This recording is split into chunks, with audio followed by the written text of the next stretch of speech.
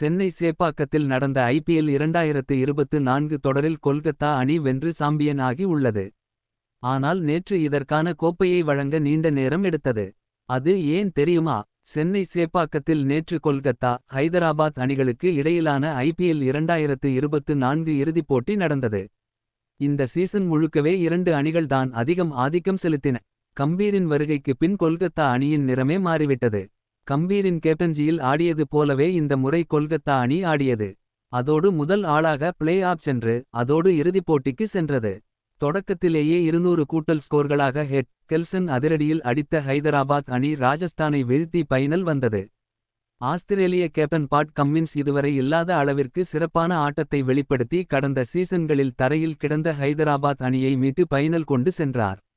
மோசமான ஆட்டம். ஆனால் நேற்று பைனலுக்கு உண்டான எந்த விதமான ஆர்ப்பாட்டமும் இல்லாமல் ஆட்டம் முடிந்தது. இது low scoring match. Low scoring thriller ஆக இருந்தால் கூட பிரச்சனை இல்லை. ஆனால் அப்படி எந்த த்ரில்லும் இல்லாமல் ஆட்டம் நேற்று முடிந்தது.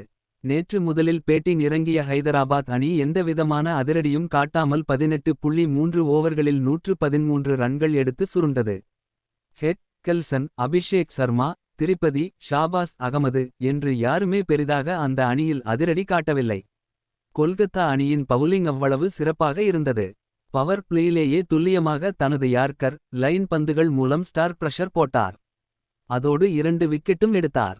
6 ஓவர்களில் 40 ரன்கள் கூட எடுக்க முடியாமல் போன போதே ஹைதராபாத்தை அணி பேக் சீட்டிற்கு போனது. அதன் ரசல் யோசிக்கவே முடியாத படி அவுட் ஆப் சிலபஸ் ஆக வந்து 3 விக்கெட்டுகளை எடுத்தார். Slow ball, short ball, yorker என்று மாற்றி மாற்றி வீசி விக்கெட்டுகளை எடுத்தார். நேற்று கொல்கத்தா அணியில் பவுலிங் செய்த எல்லோருமே விக்கெட்டுகளை எடுக்க ஹைதராபாத் அணி எந்த விதமான அதிரடியும் காட்டாமல் 18.3 ஓவர்களில் 113 ரன்கள் எடுத்து சுருண்டது. KL ராகுலை எப்படி திட்டலாம்? லக்னோ அணி ஓனர் செய்தது தவறு. கோபமான ஓய்வு டிஜிபி ரவி. பரபர வீடியோ. கொல்கத்தா வெற்றி. இதையடுத்து இறங்கிய கொல்கத்தா அணி தொடக்கத்திலேயே ஓவருக்கு 10 அடிக்க வேண்டும் என்பதில் உறுதியாக இருந்து எந்தவிதமான திரில்லிருக்கும் இடம் கொடுக்காமல் அடித்து ஆடியது.